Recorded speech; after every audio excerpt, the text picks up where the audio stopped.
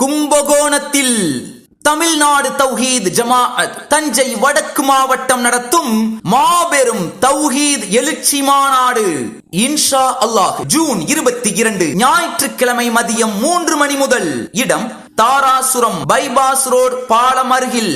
இந்நிகழ்ச்சியில் வளரும் தலைமுறையை வார்த்தெடுப்போம் என்ற தலைப்பில் டிஎன்டிஜே மாநில தலைவர் சகோதரர் ஆர் அப்துல் கரீம் எம்ஐஎஸ்சி அவர்களும் அடக்குமுறை சட்டங்களும் அஞ்சாத இஸ்லாமியர்களும் என்ற தலைப்பில் மாநில பொதுச் செயலாளர் சகோதரர் ஏ முஜிபுர் ரஹ்மான் அவர்களும் தடைகளை தகர்த்து தடம் பதிக்கும் தௌஹீத் என்ற தலைப்பில் டிஎன்டிஜே தணிக்கை குழு தலைவர் சகோதரர் எம்எஸ் சுலைமான் அவர்களும் சிறப்புரையாற்றுகிறார்கள்.